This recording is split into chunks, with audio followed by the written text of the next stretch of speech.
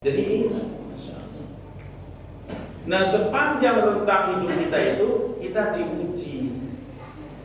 Maka dalam surat Al-Anbiya ayat 35 Allah berfirman, kullu nafsin dha'iqatul maut. Saben-saben sing urip siap yang hidup pasti akan jumpai kematian. Wa lanabluukum bisyarri wal khairi fitnah. Sungguh kami akan uji kamu semuanya dengan kebaikan dan keburukan. Jadi sepanjang hidup itu isinya ujian. Musibah ujian bukan? Gak punya uang ujian bukan? Miskin ujian bukan? Karuan jawaban. Tapi kaya juga ujian. Orang kaya diuji dengan kekayaannya. Biasanya nggak ada di sini, nggak ada di tempat sana yang jauh. Kalau dia tadinya hidup susah, kemudian tiba-tiba menjadi kaya, apa yang menonjol? Sombong. Jadi nggak kenal sama tetangga, jalan aja lewat rumah. Ditanya sama Saki salami sama tetangganya nggak sempat jawab. Ini bahaya.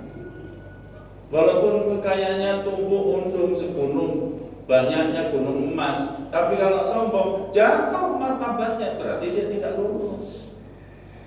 Jadi untung sampai anak dikasih budak miskin itu nggak dikasih harta yang banyak. Karena kalau diberi kekayaan, jangan-jangan jadi kemelungkung, jadi sombong, jatuh martabatnya, di mata Allah hina. Dan kalau manusia itu jatuh martabatnya karena dosa, karena maksiat, karena tidak lurus, kalau miskin tidak sabar, kalau kaya menjadi sombong, jatuh dia meluncur nilai-nilai kemanusiaannya, harkat martabatnya jatuh ke bawah.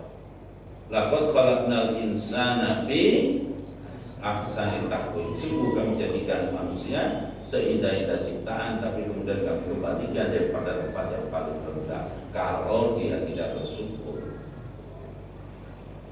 Maka dalam rangka inilah Allah memberikan satu kesempatan kepada kita. Manusia kalau bisa sampai jenjang tertinggi, pangkat jabatan manusia yang tertinggi itu takwa.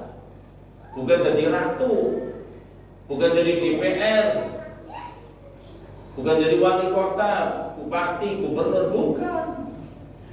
Manusia itu sampai pada makom derajat pangkat yang tertinggi kalau dia bisa sampai kepada makom takwa.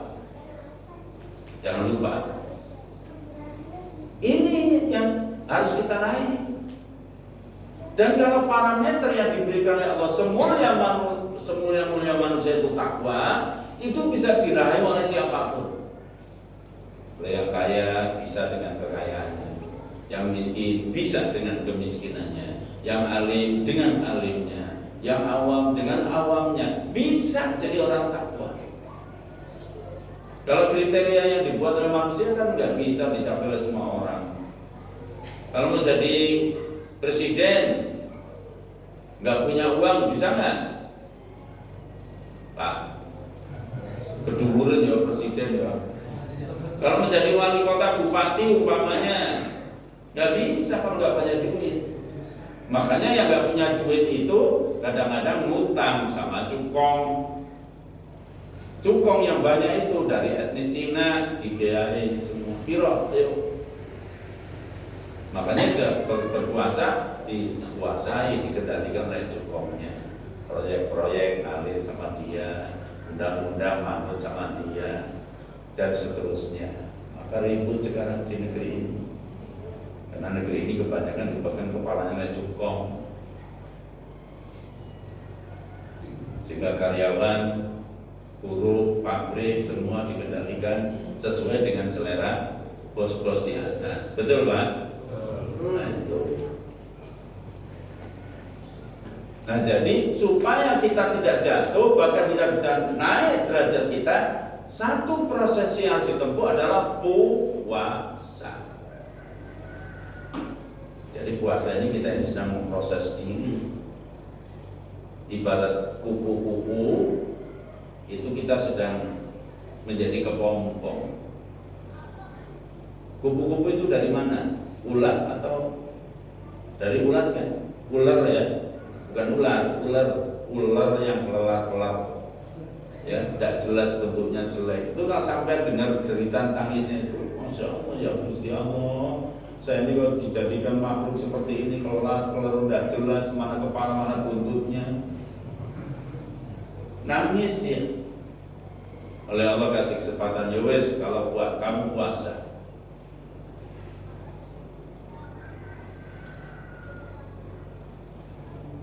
Duduk diam, sidangkep, sinuku tunggal, manunggal karot dari siji. Yang nggak ngerti diem aja dulu, istighfar aja dulu. Mandeng tujuh eka ono nutupi songo boboan ho. Kan nggak ngerti bener kan? Yang Jawa aja nggak ngerti. Artinya puasa nutupi 9 bolongan.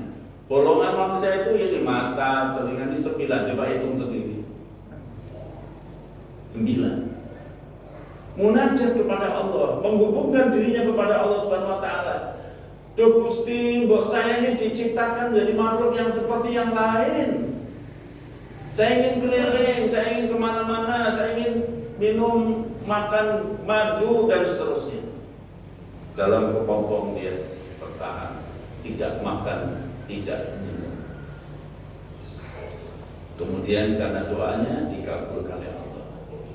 Wa idza sa'alaka ibadi anni fa inni qarib. Terusnya apa? Hah? Wa idza da'aka falyastaj ujibu dakwah, lu nanti lagi aku ya. Ketika seorang hamba mohon kepadaku, aku akan kabulkan. Setan aja kalau minta dikasih kok. Istidrak namanya, dilulu. Apalagi orang baik, munajat dia kepada Tuhan, tidak makan, tidak minum. Ini gambaran orang puasa, nutupi songo boboan hawa. Munajat kepada Allah. Orang berpuasa itu mampu menciptakan iklim kondusif bagi hatinya kepada Sang Pencipta. Di mana itu letaknya? Terletak pada ibadah sirri. Sampai mulai kerja, pulang kerja sampai rumah jam 3, kepanasan naik motor, aduh haus, dahaga, capek. Begitu masuk rumah gak ada siapa-siapa, tingu, yang kelihatan itu ada makanan. Tadi malam sahur masih banyak. Di bulan Ramadan kan mau makan enak itu bulan Ramadan, benar. Banyak makanan bulan apa? Bulan Ramadan. Coba lihat di pinggir jalan, makanan segala macam itu habis. Dilebok kemanehna. Ya Allah, serakah bener lah puasa. Gorengan macam-macam habis. Ya mie ayam, bakso, seblak, apalagi seblek. Itu semua disikat habis. Kalau saya berangkat mau ceramah sebelum maghrib, saya lihat Masya Allah, begitu pulang jam 9, jam 10 habis semua. Sehingga teknis apa ini? Ya Allah, itulah puasa. Di mana letaknya ibadah sirri itu, menghubungkan dirinya kepada Allah? Ya itu tadi, waktu sampai pulang ke rumah gak ada siapa-siapa. Istrinya entah kemana, anak sedang main, kok ada makanan lezat, minuman segar, perutnya lapar, tenggorokan kering. Kalau logika pertimbangannya, maka pemenang nara pangan, tinggal-tinggal ke orang wong, minum orang haus kok. Tapi gak pernah ini dilakukan, bener Pak? Apa dilakukan juga? Gak pernah kan? Gak pernah. Bener gak ngaku sih? Jangan-jangan ada yang makan juga. Kalau hanya logika, minum. Kenapa? Makanannya halal. Itu punya kita. Ada di rumah kita. Orang lain tidak tahu. Lah kalau puasa, ya tinggal ngomong, nanti istrinya datang, gimana Pak? Iya alhamdulillah, lemes-lemesin sedikit, selesai. Kalau cuma logika, maka logika saja tidak bisa jadi pertimbangan untuk memutuskan perkara. Tapi ketika orang berpuasa, saat itu walaupun dahaga, dia tidak mau makan walaupun sesuatu makanan. Betul? walaupun